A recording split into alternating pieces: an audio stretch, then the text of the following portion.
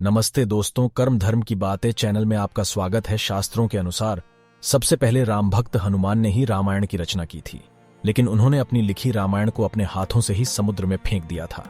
उनके ऐसा करने के पीछे क्या कारण था, यहां जानते हैं। भगवान राम की लीला का वर्णन करते हुए कई रामायण लिखी गई हैं।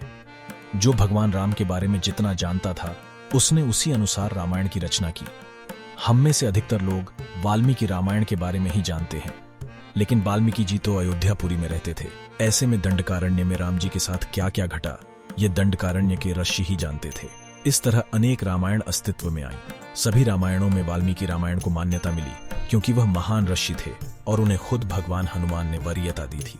शास्त्रों के अनुसार भक्त शिरोमणि हनुमान द्वारा लिखी गई रामायण को हनुमद रामायण के नाम से जाना जाता है। हनुमान जी ने इस रामायण की रचना तब की जब रावण पर विजय प्राप्त करने के बाद भगवान राम अयोध्या पर राज करने लगे थे।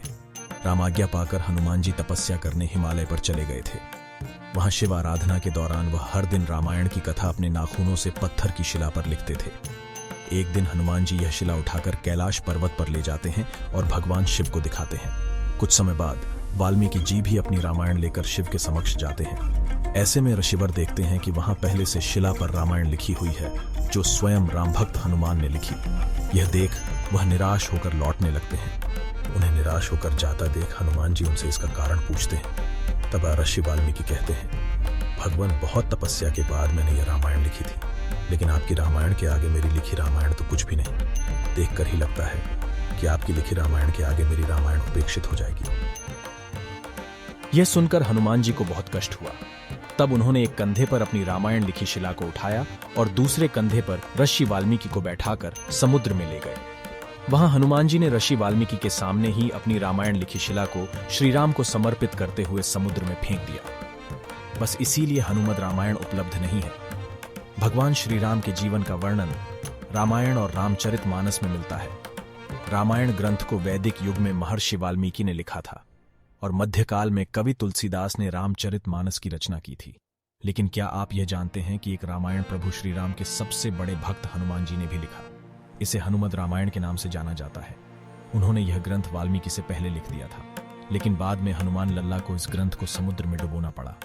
आखिर ऐसा क्या हुआ था कि हनुमान जी को अपनी ही रामायण को समुद्र में डुबोना पड़ा। शास्त्रों के अनुसार लंका पर विजय के बाद भगवान राम अयोध्या में राज करने लगे थे और हनुमान जी हिमालय पर शिव जी की तपस्या करने के लिए आ गए। इसी दौरान एक शिला में हनुमान जी रोज अपने प्रभु का स्मरण करते हुए नाखून से राम कथा लिखते थे। शास्त्रों के अनुसार लंका पर विजय के बाद भगवान राम अयोध्या में राज करने लगे थे और हनुमान जी हिमालय पर शिव जी की तपस्या करने के लिए आ गए। इसी दौरान एक शिला में हनुमान जी रोज अपने प्रभु का स्मरण करते हुए नाखून से राम कथा लिखते थे। यह सुनकर हनुमान जी के मन में विचार आया कि वाल्मीकि जी एक महान कवि हैं और वे राम भक्त भी हैं। मेरी रचना उनसे सुंदर है तो क्या हुआ, उनकी रामायण में भी तो मेरे प्रभु की महिमा बताई गई है। इसलिए मुझे ऐसा कार्य करना चाहिए जिससे कि संसार उन्हीं की रचना को याद रखे।